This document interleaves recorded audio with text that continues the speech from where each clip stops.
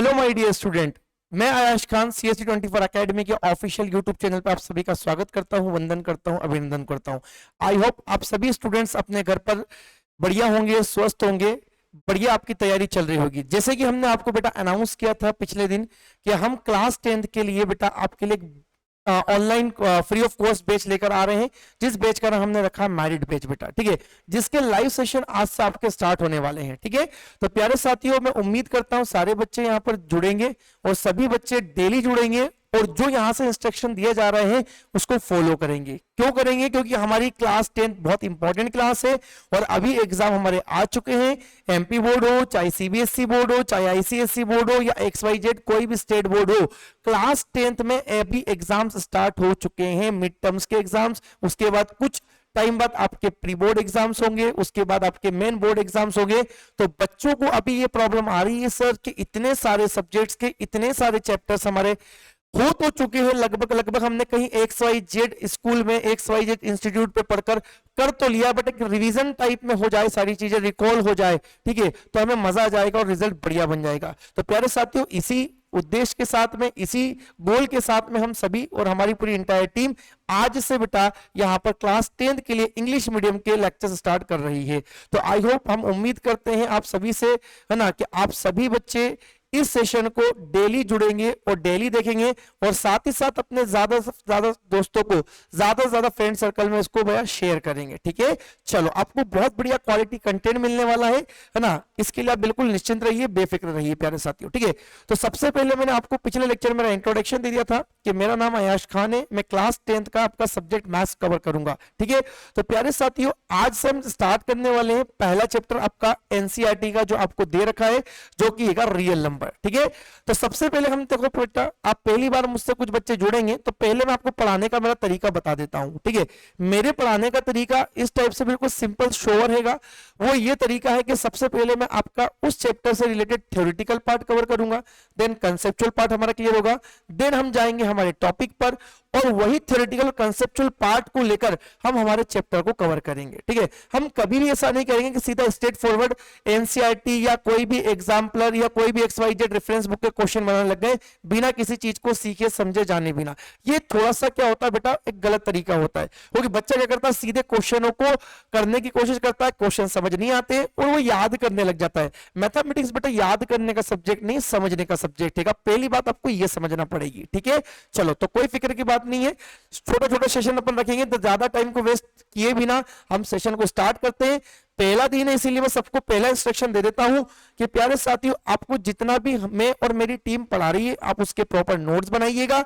साथ ही साथ आप हमारा CSE 24 अकेडमी का टेलीग्राम चैनल ज्वाइन कर लीजिएगा, CSE 24 पाठशाला ज्वाइन कीजिएगा, या आप मेरे नोट्स यदि चाहते हो साथ में मैथ्स के, तो मैथ्स विद आयाश खान जो होगा वो यूट्यूब चैनल भी ज्वाइन कर सकते हो, वहां से भी मैं शेयर करूंगा, टेलीग्राम पे भी आप इसको ज्वाइन कर सकते हो, ठीक है। तो CSE 24 पाठशाला का टेलीग्राम चैनल ज्वाइन आप कर सकते हैं। मैं लास्ट में बता दूंगा कैसे नोट्स वगैरह मिलेंगे, कहां पे टेस्ट होंगे, XYZ पूरी प्लानिंग आपको धीरे धीरे बता दी जाएगी, आप बिल्कुल बेफिक्र रहिएगा इस चीज के लिए, ठीक है। तो बिना टाइम वेस्ट किए अपन थोड़ा सा चैप्टर को स्टार्ट करते हैं। तो मैंने ही कहा कि जो भी मैं पढ़ाऊंगा उसको भी आपको सुनना है, समझना है, ठीक है। पेन कॉपी जरूर साथ में लेके बैठे, कोई इशू नहीं है, नहीं तो फिर जो मैंने पढ़ाया है, सीखा समझा आपने, उसको बाद में आप नोट डाउन करके प्रॉपर नोट्स बना ले। क्यों? क्योंकि जितना मैं आपको पढ़ाऊंगा उसी से रिलेटेड आपका पेपर में क्वेश्चंस आपको देखने को मिलेंगे, ठीक है। तो नोट्स जो यहाँ पर हम पढ़ा रहे हैं उसके बनाना बहुत कंपलसरी प्यारे साथियों, एक बात ये दिमाग में फिट कर लीजिएगा, ठीक है। और मैंने अभी कहा, मैंने पढ़ाने का तरीका ये रहेगा, पहले हम थ्योरेटिकल पार्ट को इसलिए क्लियर करते हैं बेटा मैथमेटिक्स में, क्योंकि जो आपके फिलर्स होते हैं, ऑब्जेक्टिव होते हैं, ट्रू फॉल्स होते हैं, रीजन असर्शन वाले क्वेश्चन होते हैं, वो यहीं से क्लियर होते हैं, यहीं से बनते हैं। जब तक आपको ये वाला पार्ट क्लियर नहीं होगा, आप क्वेश्चंस नहीं बना पाएंगे, नए क्वेश्चन आप बिल्कुल नहीं बना पाएंगे, ठीक है। तो अब बात तो यहीं पे करते हैं खत्म और चैप्टर करते हैं स्टार्ट, ठीक है। चलो, तो सबसे पहला चैप्टर रहेगा प्यारे साथियों रियल नंबर। सबसे पहला चैप्टर जो रहेगा अपना रियल नंबर रहेगा। हो सकता है थोड़ी साउंड की 19-20 प्रॉब्लम आए, तो आज के दिन थोड़ा सा टॉलरेट कीजिएगा उस चीज को, कल इसको ओवरकम कर लिया जाएगा, ठीक है। चलो, तो रियल नंबर सबसे पहला चैप्टर है। तो सबसे पहले हम रियल नंबर के थ्योरेटिकल पार्ट को क्लियर करेंगे, ठीक है। तो रियल नंबर में सबसे पहले पढ़ने से पहले, रियल नंबर पे जाने से पहले प्यारे साथियों, माय डियर स्टूडेंट, हम सबसे पहले यहां पर पढ़ेंगे नंबर्स के बारे में। किसके बारे में पढ़ेंगे अपन? नंबर्स के बारे में। किसके बारे में पढ़ेंगे अपन? नंबर्स के बारे में।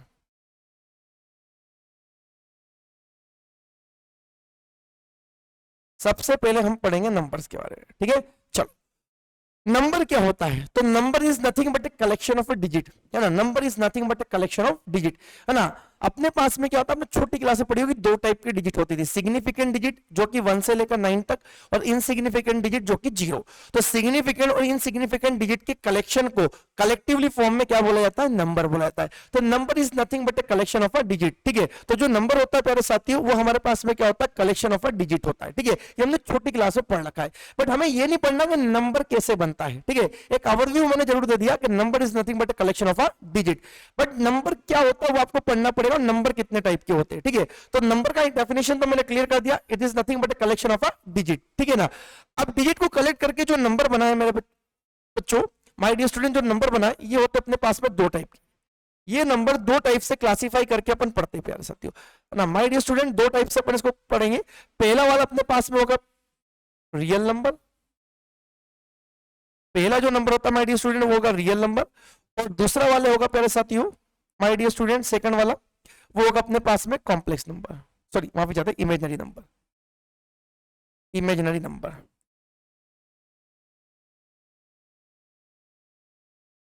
ठीक है माय डियर स्टूडेंट, तो अपने पास में यहां पर जो नंबर है वो अपन दो कैटेगरी में क्लासिफाई कर कर पढ़ते हैं।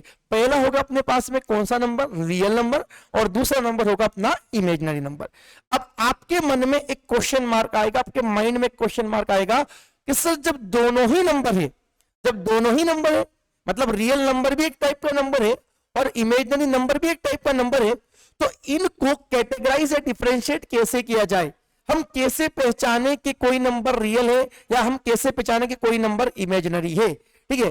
तो प्यारे बच्चों, मेरे साथियों, माय डियर स्टूडेंट, ठीक है, तो किसी भी नंबर को पहचानने के लिए उसकी डेफिनेशन की ओर जाना पड़ेगा, है ना। वो नंबर की डेफिनेशन, उस नंबर का आपके बारे में उसके बारे में आपको पता होना चाहिए कि वो नंबर की पहचान क्या है। तो किसी भी नंबर की पहचान बेटा होती है उसकी डेफिनेशन से, है ना, कि वहां पर आपको बताया जाता है कि ये इस टाइप का है तो ये नंबर रियल माना जाएगा, इस टाइप का है तो कॉम्प्लेक्स माना इमेजिनरी माना जाएगा, ठीक है। अब सर क्या बोल रहे हैं आप, थोड़ा कम समझ में आ रहा है, तो देखो अपन समझते हैं, ठीक है। तो देखो यहां पर जब दोनों नंबर, है ना, इमेजिनरी नंबर भी एक नंबर है, रियल नंबर भी एक नंबर है, तो दोनों को हम आइडेंटिफाई कैसे करें, इसको कैटेगराइज किस बेस पे किया गया है, तो वो मैं आपको समझाता हूं। देखो, तो हम ये बोलेंगे बेटा कि रियल नंबर वो नंबर होते हैं जो नंबर लाइन पे क्या होते हैं? रिप्रेजेंट होते हैं, है ना। कि all those number which can B, है ना, डिनोटेड और रिप्रेजेंटेड ऑन नंबर लाइन, वो सारे नंबर जो नंबर लाइन पे डिनोट हो जाए या नंबर लाइन पे रिप्रेजेंट हो जाए, वो क्या होंगे? रियल होंगे। वो सारे नंबर जो नंबर लाइन पे डिनोट हो जाए या रिप्रेजेंट हो जाए, वो क्या होंगे? रियल होंगे। इसका मतलब सर हम उल्टा बोल दे तो क्या वो इमेजिनरी हो जाएगा? मैंने कि हाँ। कैसे सर?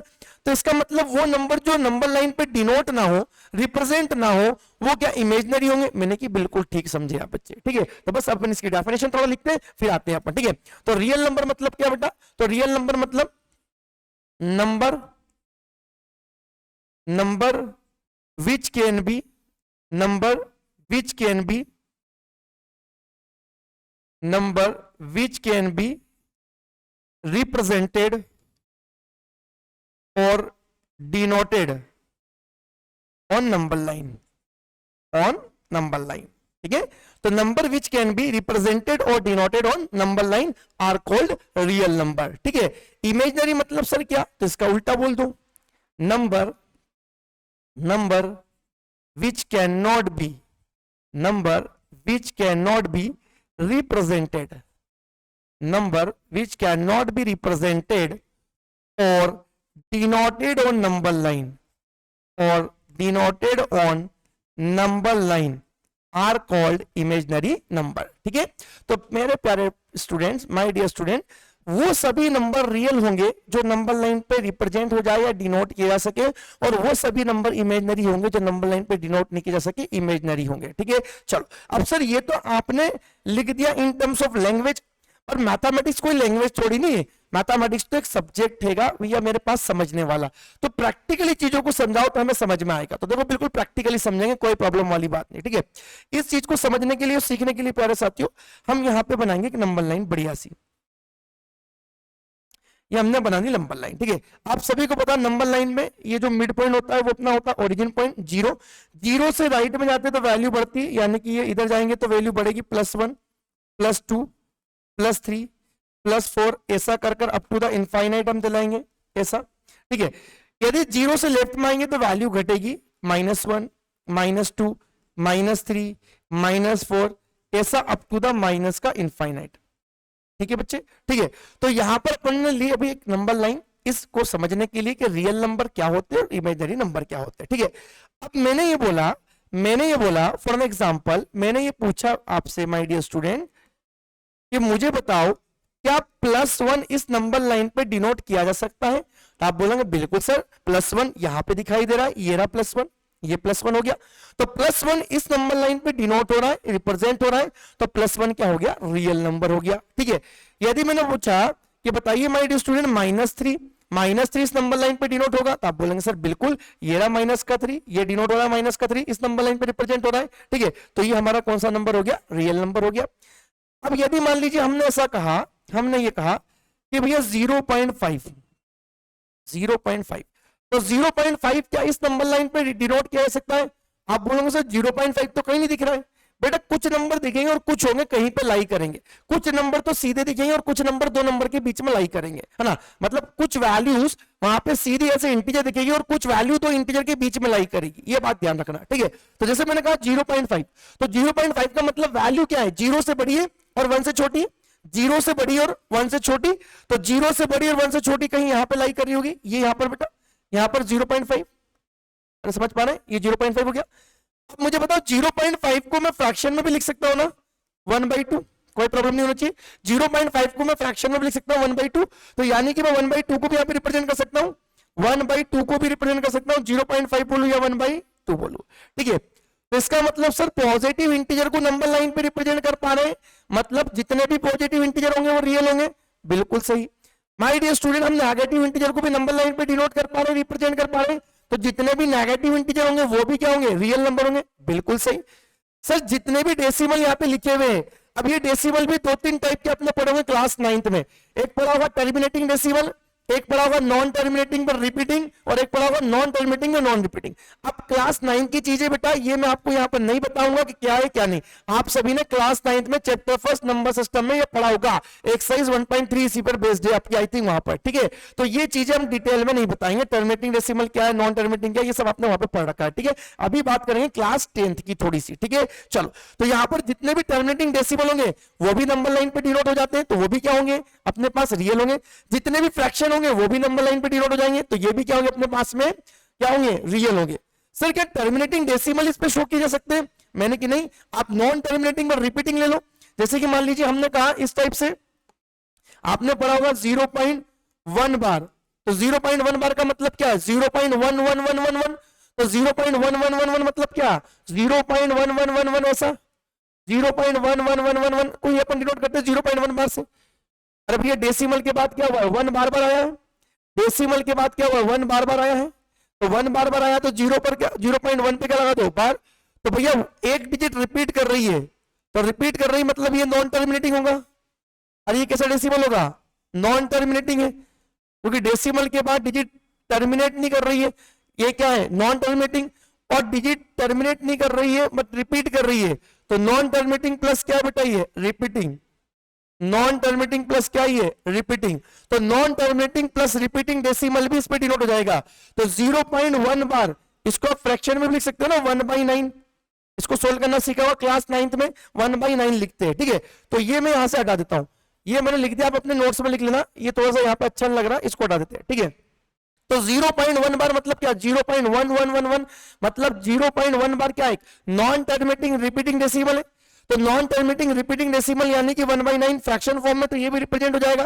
तो 0.11 मतलब कहां पर होगा? 0 से बड़ा और 1 से छोटा, कहीं यहां पे रहा होगा, यहां पे रहा होगा स्टार्टिंग में, सॉरी 2 सेकंड, यहां पे रहा होगा, यहां पे 0.1 बार, ये भी डिनोट हो रहा है। बात समझ में आ रही है? ठीक है sir, non terminating non repeating इस पे क्या डिनोट हो जाते हैं? मैंने कि बिल्कुल डिनोट हो जाएंगे। जैसे मान लीजिए हमने यहाँ पे लिख दिया इस टाइप से 1.10 100 100 ऐसे कर कर, तो ये कैसा है? नॉन टर्मिनेटिंग नॉन रिपीटिंग है। तो ये भी अप्रोक्सीमेटली हम यहाँ पे डिनोट कर सकते हैं 1.10 मतलब 1.1 समथिंग, तो 1.1 समथिंग मतलब 1 से बड़ा 2 से छोटा मतलब यहाँ पे होगा 1.10 100 ऐसे कर 100 देखो आप जुड़े रहोगे ना, पूरा सेशन देखोगे तो ही समझ में आएगा, वरना बिल्कुल समझ में नहीं आएगा। ठीक है, ये सोच के भाग गए कि थ्योरी पढ़ा रहे हैं, मैथ्स में कोई थ्योरी होती है तो बेटा नहीं सीख पाओगे। ठीक है ना, आप देखिएगा मेरे पढ़ाने के बाद ये जो थ्योरेटिकल पार्ट आपका क्लियर होगा तो क्वेश्चन आपके ऑटोमेटिक बनेंगे। जो ऑब्जेक्टिव आप इससे पहले रटा करते थे, जो ट्रू फॉल्स आप इससे पहले रटा करते थे, जो रीजनरेशन के क्वेश्चन रटा करते थे, वो रटना नहीं पड़ेंगे आपको। ठीक है, थ्योरेटिकल पार्ट थोड़ा समझिए, फिर आपको चीजें ऑटोमेटिक होना लगेंगी। ठीक है, तो यहाँ पर थोड़ा सा 10 मिनट मैंने लेकर आपको रियल नंबर के बारे में पढ़ने से पहले मैं नंबर के बारे में बताने की कोशिश कर रहा हूं। तो हमने ये समझा कि वे सभी नंबर जो नंबर लाइन पे डिनोट होंगे वो होंगे रियल नंबर। सर कौन कौन से नंबर यहाँ पे नंबर लाइन पे डिनोट हो गए?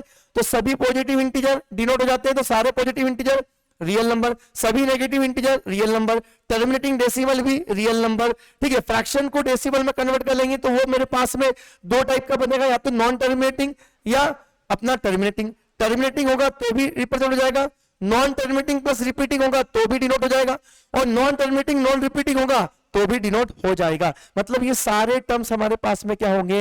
ये सारे टर्म्स हमारे पास में क्या होंगे बच्चे बताइए? रियल नंबर होंगे। क्लियर? इवनली जो रूट के अंदर वैल्यू होती है, जैसे कि ऐसा, ये भी समझिए √4, तो √4 की वैल्यू क्या होती है? प्लस का 2 और माइनस का 2। तो √4 को हम रिप्रेजेंट कर सकते हैं, ये रहा √4, ऐसा √4, ऐसा ये रहा √4।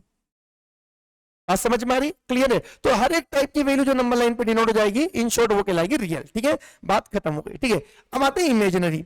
सर इमेजिनरी कौन सी होती है? आपने सारी वैल्यू तो इसमें ले ली, आपने पॉजिटिव इंटीजर भी रियल में रख दिए, आपने यहाँ पर अपना नेगेटिव इंटीजर भी रियल में रख दिया, सभी टाइप के डेसिमल भी इसमें रख दिए, चाहे वो टर्मिनेटिंग हो, नॉन टर्मिनेटिंग हो, नॉन टर्मिनेटिंग में रिपीटिंग हो, या नॉन टर्मिनेटिंग नॉन रिपीटिंग, सब तो आपने इसमें रख दिया। अब बचा ही क्या जो आप उसमें रखने वाले हो? तो एक वैल्यू बची, बहुत इंपॉर्टेंट वैल्यू है। ठीक है, हालांकि इस चैप्टर में अपने को भी ज्यादा उसका काम नहीं, बट फिर भी आना चाहिए। ठीक है, तो यदि मेरे पास में रूट के अंदर है ना, इसके रूट के अंदर, यदि स्क्वायर रूट के अंदर मेरे पास में एक नेगेटिव इंटीजर आ जाए, यदि स्क्वायर रूट के अंदर कैसा इंटीजर आ जाए माय डियर स्टूडेंट?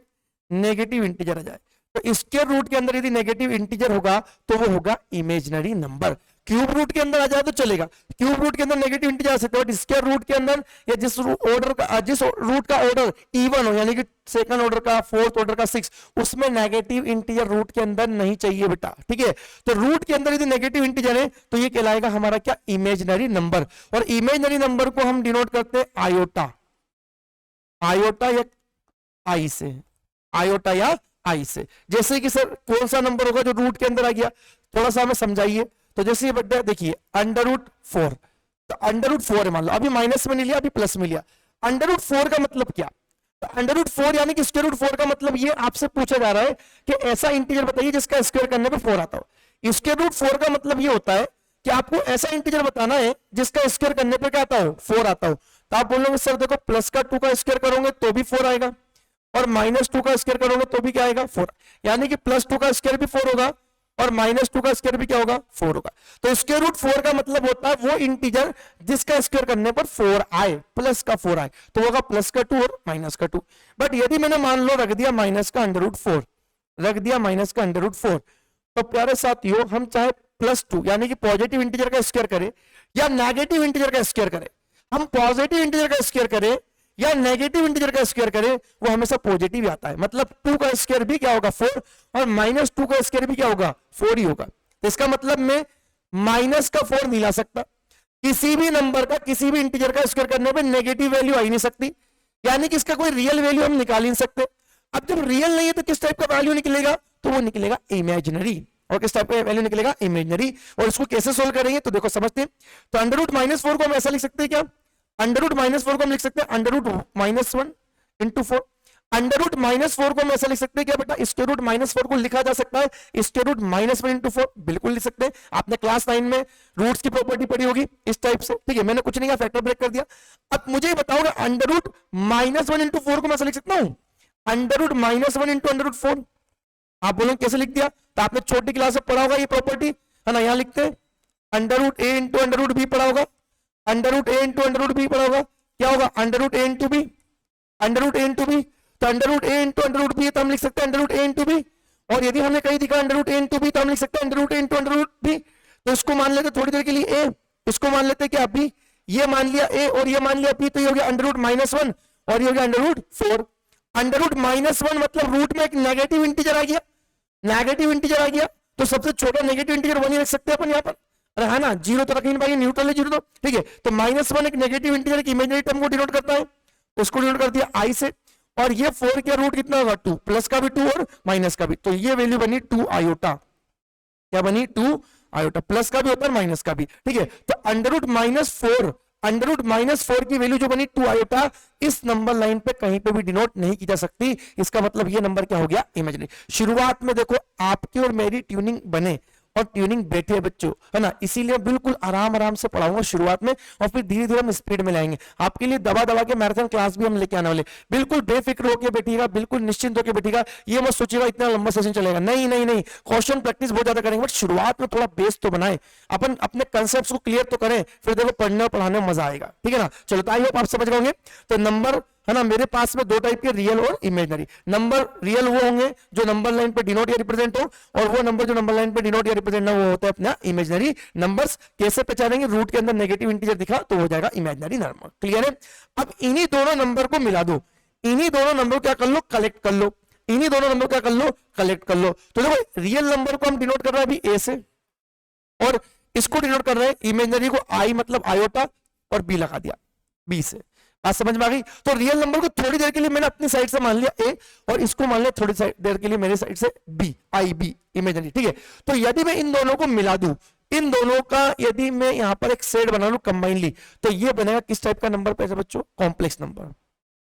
किस टाइप का बनेगा, कॉम्प्लेक्स नंबर, है ना। तो यदि मैं रियल और इमेजिनरी नंबर को मिलाकर एक सेट बना दूं, तो वो बनेगा बेटा मेरे पास में क्या, बोलो कॉम्प्लेक्स नंबर। यानी कि रियल और इमेजिनरी नंबर का जो कलेक्शन होता है वो होता है कॉम्प्लेक्स नंबर। इसको हम डिनोट करते हैं कॉम्प्लेक्स नंबर को a प्लस आई बी से, a प्लस आई बी। तो a प्लस आई बी, ए मतलब यहां पर अपना रियल नंबर वाला पार्ट, आई बी मतलब इमेजिनरी वाला पार्ट। यदि नंबर रियल चाहिए तो यहां पर b जो उसकी वैल्यू 0 कर देंगे तो a बचेगा, और यदि हमें इमेजिनरी चाहिए तो a को 0 कर दो, ये बचेगा, और कॉम्प्लेक्स चाहिए तो a प्लस आई बी हम लिखेंगे, क्लियर है। इससे ज्यादा मुझे आपको बताना भी नहीं, उससे ज्यादा आप बोर भी हो जाऊंगा, ठीक है। चलो आगे बढ़ते हैं, ठीक है। तो अब हम जो चैप्टर हमारा पढ़ रहे हैं वो आपको समझ में आएगा, है ना। ये जो 20 मिनट अपन ने इन्वेस्ट किया ना, इसका रिटर्न ऑफ इन्वेस्टमेंट अब आपको मिलने वाला है। क्या मिलने वाला है, अब आपको आपके चैप्टर का मतलब पता है ना, आपको चैप्टर का मतलब पता है, आप अपने चैप्टर का मतलब जब जान लेंगे तो उससे रिलेटेड क्वेश्चन तो ही बना लेंगे, सीधी बात है, ठीक है। तो अब हम पढ़ने जाएंगे रियल नंबर। तो रियल नंबर मतलब आपके जहन में आएगा, आपके दिमाग में आएगा कि सर रियल नंबर मतलब वो नंबर जो नंबर लाइन पे रिप्रेजेंट हो। इन शॉर्ट भैया सारे positive integer, negative integer, terminating decimal, non terminating decimal पे रिपीटिंग हो चाहे नॉन रिपीटिंग हो चाहे फ्रैक्शन हो, ये सभी हम पढ़ने वाले हैं इस चैप्टर में, क्लियर है, डन। चलो आगे बढ़ते हैं, ठीक है, चलो आगे आते हैं। अब ये जो रियल नंबर अपना चैप्टर है, इसमें ये जो रियल नंबर है ये फिर से 2 टाइप में बांटा जाएगा। ये रियल नंबर फिर से 2 टाइप में कैटेगराइज किया जाएगा। रियल नंबर फटाफट अपन करके चलेंगे, ठीक है। रियल नंबर फिर से 2 टाइप में कैटेगराइज होगा। पहला वाला बनेगा अपने पास में रेशनल नंबर, पहला बनेगा my dear student rational number, और दूसरा बनेगा इरेशनल नंबर, ठीक है। तो यहां पर अपने पास रियल नंबर फिर से 2 टाइप से क्लासिफाई किए। सर क्लासिफाई क्यों कर रहे हैं, तो देखो क्या होता है कि जब भी हमारे पास में एक ही टाइप के नंबर है, बहुत सारी टाइप के नंबर मिक्स हो जाते हैं, तो उनको पहचानने के लिए फिर से उनको क्लासिफाई किया जाता है ना। जैसे मान लो इंडिया है, अब इतने बड़े इंडिया में मैं कहां लेक्चर ले रहा हूं ये पता लगाने के लिए आपको क्लासिफाई करना पड़ेगा पूरा इंडिया को। इंडिया को क्लासिफाई करना पड़ेगा स्टेट में, स्टेट को क्लासिफाई करना पड़ेगा वहां पर डिस्ट्रिक्ट्स में, अरे हाँ ना, जिलों में, फिर जिलों को बांटा जाएगा शहरों में, अरे हाँ ना, शहरों को बांटा जाएगा गांवों में, ठीक है। तो ऐसे ही होता है। तो जहां पर एक से ज्यादा चीज अवेलेबल होगी वहां पर क्लासिफिकेशन होगा, सीधी बात है, ठीक है। तो यहां पर रियल नंबर में हमने पढ़ा था कि बहुत सारे टाइप के नंबर होते हैं, positive integer, negative integer, fraction, decimal, terminating, non terminating, जमाने भर के नंबर पढ़े थे। तो उन नंबर में कौन कौन से नंबर कैसे पहचाने कि वो नंबर किस टाइप का, ये नंबर किस टाइप का, तो उसके लिए फिर से क्लासिफिकेशन करना पड़ेगा। बात समझ में आ रही है। तो यहां पर रियल नंबर को फिर से क्लासिफाई किया जाएगा 2 टाइप में, रेशनल और इरेशनल। तो रेशनल क्या होगा वो हम समझते हैं। देखो तो रेशनल नंबर को हम लिखेंगे कि नंबर, है ना, number which can be written in the form of p by q here P and Q belongs to, ये सही है, belongs to integer, here P and Q belongs to integer and Q not equal to 0। बात समझ में आ गई? ठीक है, अभी मैं समझा रहा हूं लाइन क्या लिखी, ये क्या है, सब समझ रहे हैं। तो मैंने बोला कि number which can be written in the form of p by q, है ना, here p and q belongs to integer and q not equal to 0। बस ये होता है अपना रेशनल नंबर। अब ये कैसे सर, क्या क्या लिख दिया आपने, समझ नहीं आया, बता रहे हैं, पहले उसको लिख लेते हैं फिर हम समझते हैं। तो सर इसका उल्टा कर दोगे तो इरेशनल आ जाएगा, यानी कि number which can not be, number which cannot be written in the form of p by q, here p and q belongs to, है ना, बिलोंग्स टू का साइन छोटा सा बना, इतना टाइम को लगा, छोटा सा काम, p and q belongs to integers, p and q belongs to integer and q not equal to 0। ये क्या लिख दिया हमें समझाओ पहले, तब समझ में आएगा। ठीक है, तो देखो मैंने कहा कि मेरे पास में ये जो रियल नंबर है ये दो टाइप में क्लासिफाई किया जाएगा, पहला होगा रेशनल और दूसरा होगा my dear student irrational number. ठीक है, अब पहले समझते हैं रेशनल नंबर क्या है ना। लैंग्वेज समझ नहीं आती सर हमें गणित में, प्रैक्टिकली चीजें बताओ, प्रैक्टिकली बताओ तो समझेंगे आप। ठीक है, तो प्रैक्टिकली समझते, देखो मैंने बोला रेशनल नंबर वो होंगे जो p बाई क्यू के फॉर्म में डिनोट किए जा सके, और p और q किसको रिप्रेजेंट करता है, इंटीजर्स को। छोटी क्लास में पढ़ा होगा इंटीजर, आपने पढ़ा होगा, क्लास 8 से पढ़ने लगोगे इंटीजर के बारे में, और पहले से पढ़ने लगोगे। इंटीजर दो टाइप के होंगे, पॉजिटिव नेगेटिव, है ना, एक न्यूट्रल भी होता है। ठीक है, तो मेरे पास में p और q की वैल्यू क्या होगी, इंटीजर होगी, यानी कि पॉजिटिव हो सकती है, नेगेटिव हो सकती है, या एक पॉजिटिव एक नेगेटिव भी हो सकती है। यानी कि मैंने बोला, समझना मेरी बात को, मैंने लिखा एग्जाम्पल, यहाँ पे एग्जाम्पल लिखेंगे, समझिएगा, है ना, फोकस बनाए रखना, नहीं तो जरा सा इधर उधर फोकस होगा आप गड़बड़ कर दोगे। तो मैंने लिखा 2, मैंने लिख दिया 2 ओनली, क्या है 2 इंटीजर, कैसा इंटीजर, पॉजिटिव। मैं आपसे पूछता हूं क्या ये नंबर रेशनल है? आप बोलोगे सर ये तो p बाई क्यू का फॉर्म होना चाहिए, आपने बोला न्यूमरेटर बाई डिनोमिनेटर होना चाहिए। सर खाली ऊपर ऊपर वाला वैल्यू दिख रहा है, न्यूमरेटर दिख रहा है, डिनोमिनेटर तो है नहीं। मैंने कहा लगा दो, 2 को लिख सकते हैं अपन 2/1, अरे 2 को लिख सकते हैं 2/1। तो ये p और ये q, p और q क्या इंटीजर है, ये भी पॉजिटिव इंटीजर, ये भी नेगेटिव। तो जो पॉजिटिव इंटीजर 2 था वो p बाई क्यू के फॉर्म में डिनोट हो गया।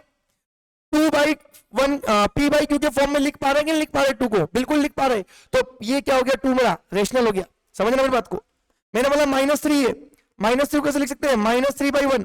तो नेगेटिव इंटीजर को मैं p बाई क्यू के फॉर्म में लिख सकते हैं। तो जितने भी पॉजिटिव इंटीजर होंगे वो भी p बाई क्यू के फॉर्म में डिनोट होते हैं, जितने नेगेटिव इंटीजर होते हैं माय डियर स्टूडेंट वो भी p बाई क्यू के फॉर्म में डिनोट होते हैं।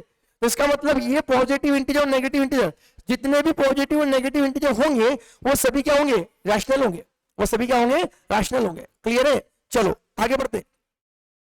यदि मैंने बोला 1/2, 1/2, तो ये 1/2 तो खुद से डायरेक्टली दिख रहा है, p बाई क्यू के फॉर्म में है।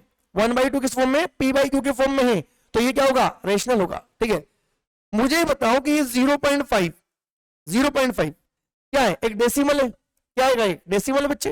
ठीक है सर, ये डेसिमल कैसा है, तो आपने क्लास 9 में पढ़ा है कि डेसिमल के बाद 1 या 2 या 3 या 4 डिजिट आए और डेसिमल खत्म हो जाए, फिनिश हो जाए, तो कहलाता है टर्मिनेटिंग डेसिमल। तो 0.5 क्या है, टर्मिनेटिंग डेसिमल है। क्या बच्चे, टर्मिनेटिंग डेसिमल। अब ये जो टर्मिनेटिंग डेसिमल ये फ्रैक्शन पे कन्वर्ट होते नहीं होते, बिल्कुल होते।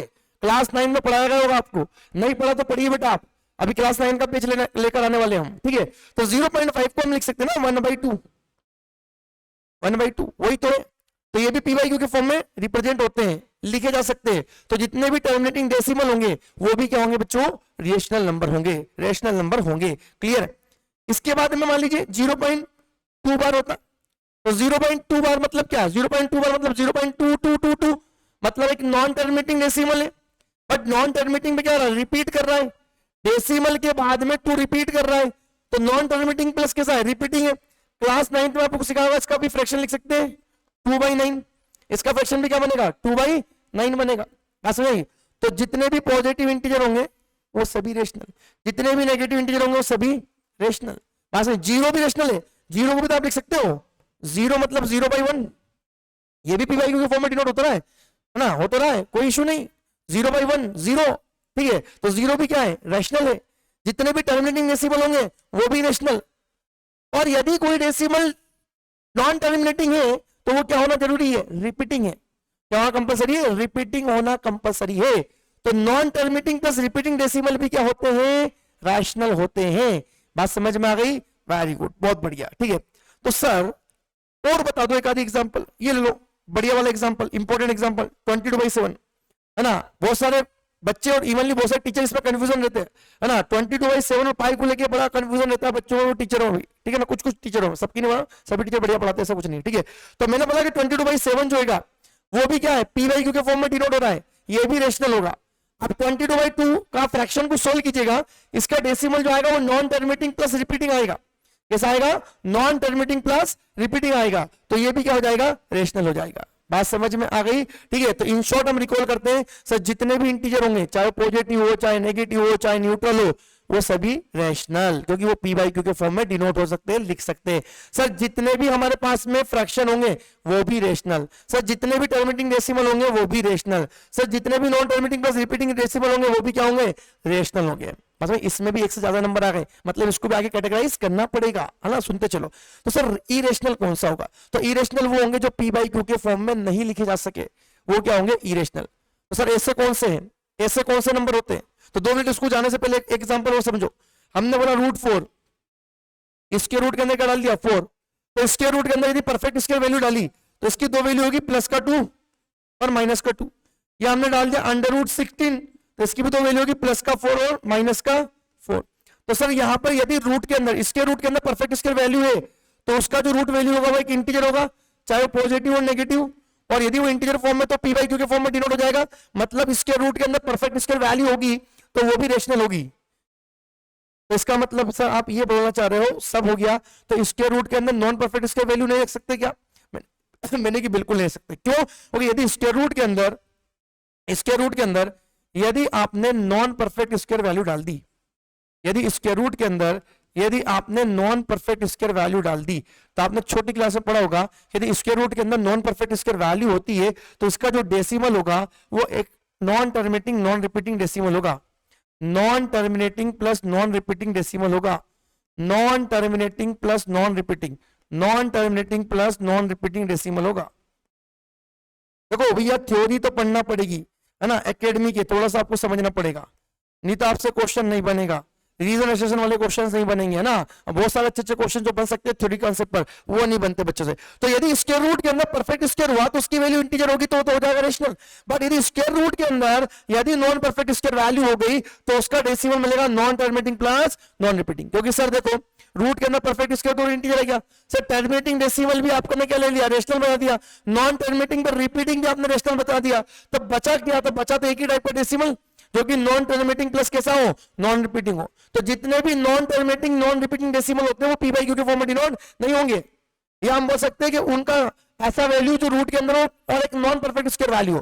तो स्क्वायर रूट के अंदर नॉन परफेक्ट स्क्वायर वैल्यू का जो डेसिमल होता है वो नॉन टर्मिनेटिंग नॉन रिपीटिंग होता है, इसीलिए सारे क्या होते हैं? इरेशनल होते हैं। जैसे कि हमारे पास में √2, √3, √5, √7 ये सभी क्या है? इरेशनल। और एक नंबर, एक टर्म बड़ा फेवरेट जो कि क्या है? पाई।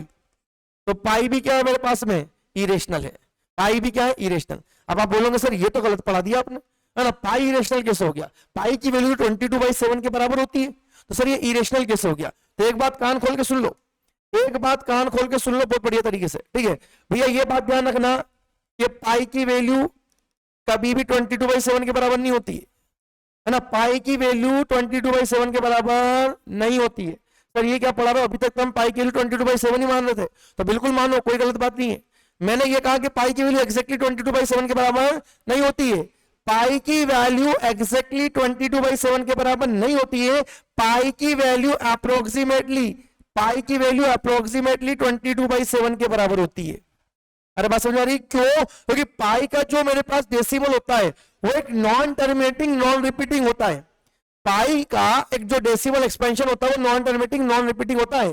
पाई की वैल्यू अभी तक ना तो टर्मिनेट हुई ना ही रिपीट हुई, सुपर कंप्यूटर में बड़े बड़े कंप्यूटर से निकाल ली गई, ना तो पाई मेरा टर्मिनेट हुआ ना ही रिपीट हुआ। तो पाई का जो डेसिमल होगा नॉन टर्मिनेटिंग नॉन रिपीटिंग होता है, और इसकी वैल्यू अप्रोक्सीमेटली शायद से ये होती है 3 पॉइंट, है ना, 3, अरे क्या हो गया इसको, ठीक है 3.14159, है ना। अब आगे और चल रही है, आगे और चल रही, बट मैंने इतना लिख दिया अप्रोक्सीमेट 3.1415। ये पाई की वैल्यू जो कि नॉन टर्मिनेटिंग नॉन रिपीटिंग है, ये non terminating non repeating, short में लिख रहा हूं non terminating plus non repeating, NT मतलब non terminating plus non repeating. But 22/7 की जो वैल्यू है वो बनती है बेटा 3.1428 है ना, और आगे और लिख लेना, अब स्पेस नहीं है ना। अब इसको सोल्व करना, नॉन टर्मिनेटिंग प्लस रिपीटिंग बनेगी, non terminating plus repeating 142856 something 7567 ऐसा कुछ बनेगी, ये चलेगी ऐसा। बट ये जो बनेगी ना, ये बनेगी non terminating plus repeating, non terminating plus repeating होगी। अब आप ये देखिए कि इसकी वैल्यू जो है पाई की वो एक नॉन टर्मिनेटिंग नॉन रिपीटिंग है, और इसकी value non terminating plus repeating है। अब तो वो स्पेस दी थी मैंने लिखा नहीं, आप सोल्व करना, 4 या 5 डिजिट के बाद रिपीट करने लग जाता है 22/7 का डेसिमल, ठीक है ना।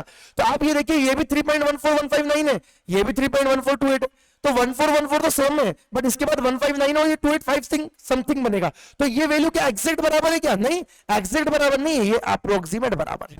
अच्छा, तो बहुत माइनर सा डिफरेंस होता है, अप्रोक्सीमेटली बहुत नियरली होती है, इसीलिए हम पाई की वैल्यू को 22/7 को अप्रोक्सीमेटली लेते हैं, एग्जैक्टली नहीं लेते हैं। क्लियर है? तो यदि आपसे पूछे कि पाई क्या है, रेशनल या इरेशनल, तो पाई इरेशनल होगा। क्यों होगा? क्योंकि उसका जो डेसिमल एक्सपेंशन होता है वो नॉन टर्मिनेटिंग नॉन रिपीटिंग होता है, और 22/7 क्या होगा, वो होगा अपने पास में रेशनल, क्योंकि इसका decimal expansion non terminating plus repeating होता है।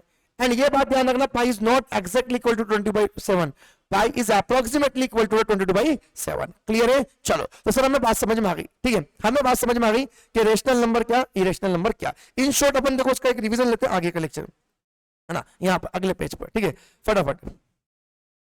ठीक है, तो हमने पढ़ा भैया कि जो रियल नंबर थे वो 2 टाइप में क्लासीफाई सर आपने कर दिए बढ़िया से, और हमें समझ में भी आ गए। पहला आपने बता दिया रेशनल नंबर, पहला आपने बता दिया रेशनल नंबर। देखो रेशनल नंबर को शॉर्ट में लिखूंगा RN, है ना, रेशनल नंबर को शॉर्ट में लिखेंगे, पूरा पूरा लिखेंगे, और इरेशनल नंबर को लिखेंगे IRN। क्लियर? IRN, समझ में आई मेरी बात है? ठीक है, अब ये बात ध्यान रखेंगे यहाँ पर कि रेशनल और इरेशनल में, रेशनल में 3 टाइप के टर्म आए अपने देखोगे, रेशनल में 3 टाइप के टर्म आपने देखे होंगे। रेशनल में एग्जाम्पल में मैंने लिखे थे इंटीजर्स, चाहे वो पॉजिटिव हो नेगेटिव हो, इंटीजर्स लिखे हुए थे। अरे क्या लिखे थे बेटा? इंटीजर्स लिखे हुए थे, ठीक है। उसके बाद में क्या लिखा था? फ्रैक्शन या डेसिमल, है ना, फ्रैक्शन बोलो या डेसिमल बोलो, है ना, फ्रैक्शन बोलो या डेसिमल बोलो, तो डेसिमल और फ्रैक्शन, डेसिमल और फ्रैक्शन, ठीक है ना। तो जितने भी इंटीजर होते हैं वो रेशनल, और डेसिमल और फ्रैक्शन भी क्या होंगे अपने पास रेशनल। बट डेसिमल कौन से वाले, कौन से डेसिमल? तो ये डेसिमल होना चाहिए या तो अपने पास में पहला वाला टर्मिनेटिंग डेसिमल हो, जितने भी टर्मिनेटिंग डेसिमल होंगे, जितने भी टर्मिनेटिंग डेसिमल होंगे वो क्या होंगे? रेशनल होंगे, वो क्या होंगे? रेशनल। और यदि नॉन टर्मिनेटिंग है, यदि नॉन टर्मिनेटिंग है, यदि नॉन टर्मिनेटिंग है, तो नॉन टर्मिनेटिंग प्लस क्या होना चाहिए? रिपीटिंग होना चाहिए। नॉन टर्मिनेटिंग प्लस क्या होना चाहिए? रिपीटिंग होना चाहिए। Non terminating plus repeating decimal. देखो आज का लेक्चर थोड़ा सा लंबा जाएगा, शुरुआत का पहला लेक्चर, ठीक है। तो रेशनल नंबर में सभी इंटीजर्स आ गए, रेशनल नंबर में डेसिमल और फ्रैक्शन आ गए। तो डेसिमल और फ्रैक्शन में भैया हमने ये पढ़ा कि वो डेसिमल जो क्या हो बेटा, या तो टर्मिनेट हो या नॉन टर्मिनेटिंग में क्या हो? रिपीटिंग हो, तो वही क्या होंगे? रेशनल होंगे। सर इरेशनल कौन से होंगे? इरेशनल कौन से होंगे? तो इरेशनल होते हैं non terminating plus non repeating, non terminating plus non repeating, या रूट के अंदर non perfect square value, non terminating, non terminating, non terminating plus non repeating decimal, non terminating plus non repeating decimal, ठीक है। तो ये important बात मैंने आपको बता दी, ओवरव्यू भी लिख दिया, है ना। इस पे क्वेश्चन बन जाता है आपका ऑब्जेक्टिव का, फिलर्स वगैरह का, ठीक है। तो बेटा ये आपको ध्यान रखना है कि इरेशनल में आते हैं non terminating plus non repeating decimal, ठीक है। सर ये बात तो यहाँ तक इतनी समझ में आ गई, वापस पिछले पेज पे आते हैं। तो हमें ये समझ में आ गया कि वो नंबर जो p/q के फॉर्म में डिनोट होंगे और जो p और q होंगे वो इंटीजर होंगे, तो वो तो हो गया हमारा रेशनल नंबर, ये बात समझ। बट ये q नॉट इक्वल टू 0 क्यों लिखा है? Q नॉट इक्वल टू 0 क्यों लिखा है सर? तो ये इसलिए लिखा है Q नॉट इक्वल टू 0 क्योंकि यदि हमने Q की वैल्यू 0 कर दी, हमने यदि Q की वैल्यू क्या कर दी? 0 कर दी, तो फ्रैक्शन क्या हो जाएगा? अनडिफाइंड हो जाएगा। क्या हो जाएगा? अनडिफाइंड हो जाएगा। यानी कि मेरे पास में ये बात ध्यान रखना कि यदि ऊपर वाले पार्ट में 0 है और नीचे P है, तो पूरा फ्रैक्शन का वैल्यू, सॉरी, ऊपर 0 है और नीचे Q है ना, P और Q को लेके चल रहा हूं। ऊपर मेरे पास में 0 और नीचे Q है, तो इस फ्रैक्शन की वैल्यू तो क्या होगी? 0 होगी। इस पूरे फ्रैक्शन की वैल्यू तो क्या हो जाएगी? 0 हो जाएगी। ठीक है। बट यदि मान लो ऊपर वाली वैल्यू p है और नीचे 0 रख दिया तो इसकी वैल्यू क्या जाएगी, अनडिफाइंड। क्या हो जाएगी, अनडिफाइंड। ये बात ध्यान रखना, ठीक है। इसकी वैल्यू क्या होती है बेटा, अनडिफाइंड होती है। इसीलिए क्यू की वैल्यू हमारे पास में 0 नहीं होना चाहिए। क्यों नहीं होना चाहिए, क्योंकि देखो समझ लो, यदि मान लो ये 4/2 है तो 4/2 का मतलब क्या है, 4 को डिवाइड करो 2 से, यानी कि 2 का टेबल तब तक पढ़ो जब तक क्या है 4, 2 का टेबल तब तक पढ़ो जब तक 4 आया तो कितना टाइम है, 2 2 जा 4, ये आप बोल सकते हो। बट यदि मैंने बोला इस टाइप से कि 4 है और ऊपर नीचे रख दो 0, अब 0 का टेबल तब तक पढ़ो जब तक 4 आए, 0 का टेबल तब तक पढ़ो जब तक 4 आए। तो आप 0 का टेबल आज से लेके बुढ़ापे तक पढ़ लो, 4 आनी नहीं। 0 1 0, 0 2 0, 0 3 0, 0 का टेबल 100 बार बोलो, कितनी बार बोल लो, 0 के टेबल में कभी 4 को डिफाइन नहीं कर सकते। तो 0 के टेबल में कभी 4 डिफाइन होगा ही नहीं, तो यानी कि 0 क्या हो गया मेरे पास में, मतलब ये फ्रैक्शन क्या हो गया, अनडिफाइंड हो गया, है ना। यदि डिनोमिनेटर में 0 आ गया तो भैया 0 के टेबल में कभी 4 डिफाइन होगा नहीं, तो ये फ्रैक्शन पूरा क्या हो जाएगा, अनडिफाइंड हो जाएगा। ये बात आपको ध्यान रखना है। क्लियर है, बात समझ में आ गई, चलो बहुत बढ़िया। अब ये रेशनल पढ़ लिया, इरेशनल पढ़ लिया। अब रेशनल इरेशनल का अपन पढ़ते हैं रिलेशन, फिर रेशनल नंबर को भी क्लासिफाई करेंगे, फिर रैशनल नंबर को भी हम क्लासिफाई करेंगे 2 टाइप में। अभी टेंशन वाली बात नहीं, अभी रेशनल इरेशनल जो पढ़ा है उसमें अपन पढ़ते हैं प्यारे बच्चों मैथमेटिकल रिलेशन, ठीक है, मैथमेटिकल रिलेशन।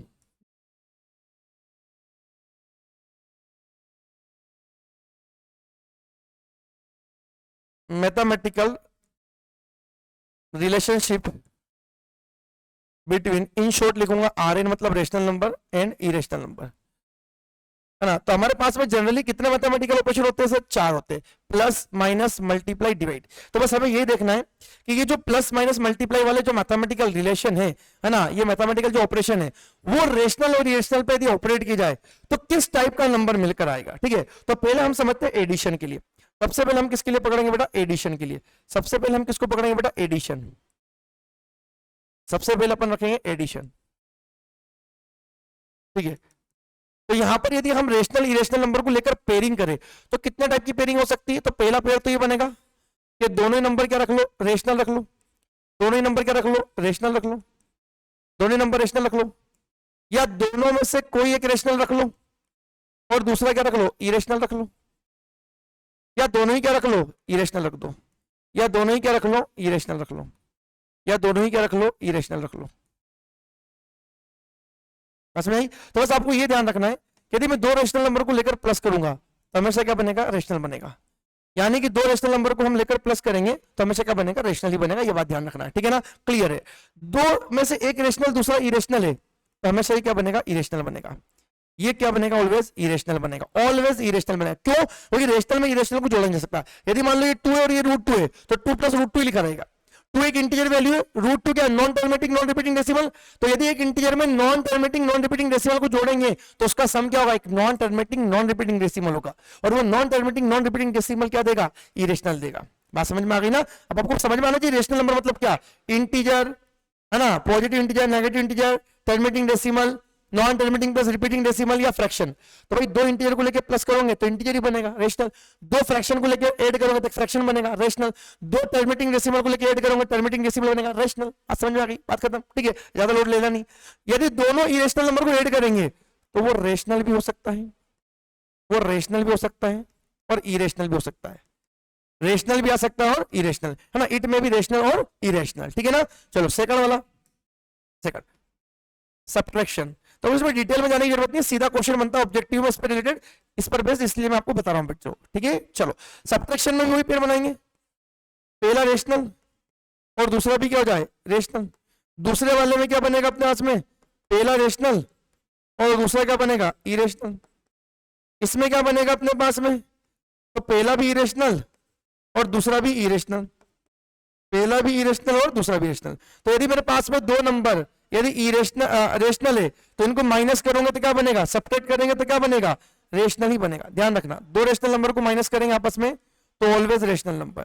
यदि एक रेशनल इरेशनल है माइनस करेंगे तो ऑलवेज इरेशनल, ऑलवेज इरेशनल। ये बात ध्यान रखना, रेशनल में इरेशनल को जोड़ा घटाया नहीं जा सकता, यदि घटाएंगे तो इन टर्म्स ऑफ डेसिमल में आके करना पड़ेगा तो इरेशनल ही बनेगा, ठीक है। यदि दोनों इरेशनल है सब्ट्रैक्ट करेंगे तो वो रेशनल भी आ सकता है और इरेशनल भी आ सकता है, क्लियर है। तो देखो इसमें एक ही जैसा काम है, प्लस या माइनस करते हैं। तो 2 रेशनल नंबर को प्लस करो या माइनस, रेशनल बनेगा। एक रेशनल है दूसरा इरेशनल है, प्लस करो या माइनस करो, इरेशनल ही बनेगा। 2 नंबर इरेशनल है, प्लस करो या माइनस करो, रेशनल भी हो सकता है, इरेशनल भी हो सकता है। बात समझ में आ गई?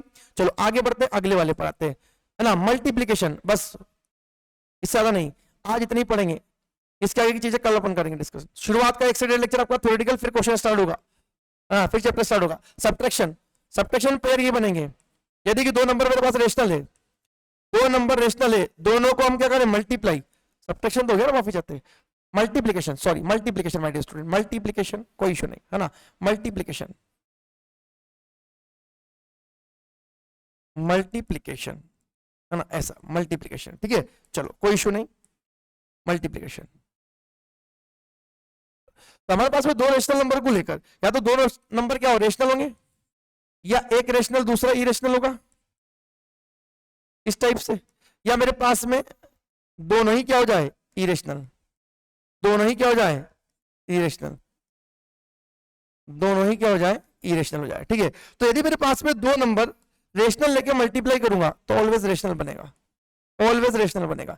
पर यदि 2 नंबर में एक रेशनल है, एक इरेशनल है, तो ऑलमोस्ट इरेशनल ही बनता है, ऑलमोस्ट इरेशनल ही बनता है, ऑलमोस्ट इरेशनल ही बनता है। बट एक स्पेसिफिक कंडीशन पर, एक स्पेसिफिक कंडीशन में जब ये रेशनल नंबर को 0 रख दोगे और इंटू करोगे किसी भी रेशनल नंबर में, तो फिर उस केस में बनता है बस रेशनल, उस केस में बनेगा रेशनल, बस ये ध्यान रखना। ऑलमोस्ट इरेशनल ही बनता है, बट यदि रेशनल नंबर में 0 रखा और रेशनल कुछ भी रख दो तो वो 0 हो जाएगा, तो बस इस केस में वो रेशनल बनेगा। यदि रेशनल की वैल्यू 0 है और मल्टीप्लाई करेंगे इरेशनल में तो रेशनल बनेगा, अदरवाइज हमेशा क्या बनेगा, इरेशनल बनेगा, ठीक है ना। चलो दोनों इरेशनल नंबर में मल्टीप्लाई करेंगे तो वो रेशनल भी हो सकता है और इरेशनल भी हो सकता है। आई होप आपको मेरी बातें समझ में आ गई होगी, ठीक है ना। ये देखो चार्ट ज्यादा लोड नहीं लेना, एक जैसा ही है, बस वो आपको अलग अलग कैटेगरी में डाल के रख रहा हूं मैं, ठीक है ना। चलो इसके बाद में, इसके बाद में है ना डिवीजन, तो डिवीजन में वही है जो मल्टीप्लिकेशन में, वही डिवीजन में हो जाएगा, ठीक है, क्योंकि दोनों एक दूसरे के इनवर्स फंक्शन है, इनवर्स ऑपरेशन है। रेशनल नंबर, या तो दोनों रेशनल नंबर ले लो, दूसरे में पहला रेशनल और दूसरे का जाएगा इरेशनल नंबर, ठीक है। और यहां पर या तो दोनों ही का ले लो, इरेशनल लो, दोनों ही का ले लो, इरेशनल लो। हम क्या करते हैं, इनको डिवाइड कर दे, हालांकि इतना गहराई में नहीं पूछता, बट फिर भी देखो क्या है, हमें सारे बोर्ड कवर करने हैं, हमें सारे बोर्ड कवर करने हैं। तो 2 रेशनल नंबर का डिवीजन क्या बनेगा, रेशनल। यदि एक रेशनल नंबर को इरेशनल से डिवाइड करो तो यहां पर ऑलमोस्ट इरेशनल ही बनता है ना, ऑलमोस्ट क्या बनता है, इरेशनल ही बनता है। बट यदि मान लो रेशनल नंबर को मैंने 0 रख दिया, रेशनल नंबर को 0 रख दिया, 0 बाई ऐसा इरेशनल, 0 डिवाइड बाई इरेशनल कर दिया, तो फिर वो 0 हो जाता है, मतलब रेशनल हो जाता है। ये बात ध्यान रखना, इस स्पेशल कंडीशन है, बाकी और कुछ नहीं, ठीक है ना। कभी कभी ऐसे इनवर्स ऑपरेशन भी आते हैं, वो अपन समझेंगे बाद में। 2 इरेशनल नंबर डिवाइड किया तो वो रेशनल बन सकता है और इरेशनल भी बन सकता है, और इरेशनल भी बन सकता है, ठीक है। तो ये अपने पास में होता है, इससे ऑब्जेक्टिव क्वेश्चन आपका बनता है, गिरता है बेटा एग्जाम में, ठीक है। तो आज थोड़ा सा थ्योरेटिकल होकर हमने 40 मिनट का लेक्चर, 40 या 45 मिनट का लेक्चर पढ़ा, जिसमें हमने क्या पढ़ा एक बार रिकॉल करते हैं फटाफट फटाफट, और फिर इसके आगे की चीजें अपन कल डिस्कस करेंगे। आज थोड़ा सा पहला सेशन था, मैंने बहुत आराम से पढ़ाया और थोड़ा थ्योरी ज्यादा पढ़ाया है, ठीक है ना। बाकी इतना धीरे अपने नहीं करेंगे, थोड़ी स्पीड बढ़ा लेंगे, बट पहला दिन है, अपनी आपस में एक दूसरे का क्या बन जाए बेटा, कोऑर्डिनेशन बन जाए, इसीलिए थोड़ा स्पीड स्लो रखिए, और थोड़ा थ्योरेटिकल पार्ट का बोर होने की जरूरत नहीं है, क्योंकि आप थ्योरी पकड़ोगे तो ऑब्जेक्टिव फिलोसफी इससे बनेंगे। और एमपी बोर्ड वाले बच्चे भी जुड़ते हैं, सीबीएसई वाले में रीजनल सेशन वाले बच्चे भी जुड़ेंगे, तो ये सारी चीजें क्लियर करना पड़ेगी, सिलेबस में कराऊंगा गारंटी मेरी, ठीक है, टेंशन मत लेना, ठीक है। चलो तो मैंने कहा कि भाई हमें पढ़ना रियल नंबर, तो रियल नंबर से पहले हम बेटा क्या पढ़ने, नंबर को। नंबर कितने टाइप के होगा, 2 टाइप, रियल और इमेजनरी। नंबर रियल तब होगा जब वो नंबर लाइन पे डिनोट हो, नंबर इमेजनरी तब होगा जब वो नंबर लाइन पे डिनोट ना हो। सर ऐसे कौन से नंबर जो होते हैं जो नंबर लाइन पे डिनोट होते हैं, तो वो सभी टाइप के होंगे, चाहे पॉजिटिव इंटीजर हो, चाहे नेगेटिव हो, चाहे फ्रैक्शन हो, चाहे टर्मिनेटिंग डेसिमल हो, चाहे नॉन टर्मिनेटिंग हो, चाहे रिपीटिंग हो, चाहे रूट हो, चाहे XYZ कोई भी हो, वो सभी। बट यदि स्क्वायर रूट के अंदर नेगेटिव इंटीजर आ गया तो ये नंबर लाइन पे डिनोट नहीं होंगे कि इमेजिनरी वैल्यू देंगे। दोनों टाइप के नंबर को मैंने क्या कर लिया, कंबाइन कर लिया, तो वो क्या बन गया, कॉम्प्लेक्स नंबर बन गया, ठीक है। हमें तो पढ़ना हमारा सिलेबस रियल नंबर, तो रियल नंबर में बहुत सारे टाइप के नंबर आ गए थे, integers, fraction, decimal, root values, तो उनको भी क्लासिफाई करना जरूरी है पहचानने के लिए। तो हमने बोला कि रियल नंबर भी 2 टाइप से बांट दिया, रेशनल और इरेशनल। रेशनल वो होंगे जो पी बाई क्यू के फॉर्म में डिनोट हो, पी और क्यू इंटीजर्स होंगे और क्यू की वैल्यू 0 के बराबर नहीं होना चाहिए। वो नंबर जो पी बाई क्यू के फॉर्म में डिनोट ना हो वो होंगे अपने पास में इरेशनल। तो किस फॉर्म में डिनोट होंगे, वो रूट के अंदर होंगे, और रूट के अंदर क्या हो, नॉन परफेक्ट स्क्वायर वैल्यू हो, ठीक है। तो जितने भी पॉजिटिव इंटीजर होते हैं वो पी बाई क्यू के फॉर्म में डिनोट होते हैं, तो रेशनल। जितने भी फ्रैक्शन होंगे वो पी बाई क्यू के फॉर्म में डिनोट होंगे, रेशनल। जितने भी टर्मिनेटिंग डेसिमल या non terminating plus repeating decimal हो तो वो भी पी बाई क्यू के फॉर्म में डिनोट हो जाएंगे, तो वो भी रेशनल। रूट के अंदर परफेक्ट स्क्वायर वैल्यू हो तो वो भी रेशनल, बट रूट के अंदर नॉन परफेक्ट स्क्वायर वैल्यू हो तो उसका डेसिमल मिलता है non terminating plus non repeating, तो वो होगा इरेशनल। क्लियर है? चलो, रेशनल इरेशनल मैंने बता दिया, इंटीजर डेसिमल में टर्मिनेटिंग हो या नॉन टर्मिनेटिंग प्लस रिपीटिंग हो तो rational, but non terminating non repeating हो तो इरेशनल। बात खत्म हो गई। उसके बाद पाई वाला मसला भी समझ लिया अपन ने कि पाई और 22/7 एग्जैक्टली इक्वल नहीं, अप्रोक्सीमेटली इक्वल है। पाई मेरा इरेशनल है क्योंकि उसका टर्मिनेटिंग, उसका decimal non terminating non repeating है, और 22/7 मेरा क्या कैसा है? रेशनल है, क्योंकि इसका decimal non terminating plus repeating होता है। क्लियर है? चलो, फिर इनका रिलेशन हमने कवर किया। ठीक है, तो माय डियर स्टूडेंट, आपको सेशन कैसा लगा प्लीज कमेंट सेक्शन में कमेंट करके जरूर बताएं। आई होप आप सभी ने सेशन को एंजॉय किया होगा और काफी नई नई बातें और बढ़िया बढ़िया बातें आपको इस चैप्टर से रिलेटेड सीखने को मिली होगी। देखो, चैप्टर हम पढ़ेंगे, क्वेश्चन हम करेंगे, आपका fundamental theorem of arithmetic, HCF निकालना है, एलसीएम निकालना, उनका रिलेशन, इरेशनलिटी प्रूफ करना, ये सब मैं पढ़ाऊंगा रे बेटा, बट आप पहले जानो तो सही चैप्टर क्या है ना। You have to know about the chapter. Chapter जानेंगे तो क्वेश्चन करने में मजा आएगा, क्योंकि वहां पर एक टाइप के क्वेश्चन थोड़ी नहीं है, आपके पास अलग अलग टाइप के क्वेश्चन आएंगे। ठीक है, तो हर क्वेश्चन हमसे अटेम हो, इसलिए उस चैप्टर को थोड़ा समझ के सीख कर करेंगे तो मजा आएगा बेटा। ठीक है, चलो, आई होप आप सभी ने एंजॉय किया होगा। तो जो बच्चे यहाँ पे जुड़े हैं उनका बहुत बहुत धन्यवाद, बहुत बहुत शुक्रिया। और ये बच्चे जो जुड़े वो प्लीज ज्यादा से ज्यादा बच्चों तक सर्कुलेट कर दीजिए हमारे इस बैच को, और ज्यादा से ज्यादा बच्चों को लाइव लाइए और ज्यादा से ज्यादा बच्चों को चैनल को ज्वाइन कराइए। ठीक है, थैंक यू सो मच, मिलते हैं कल, टाटा बाय बाय।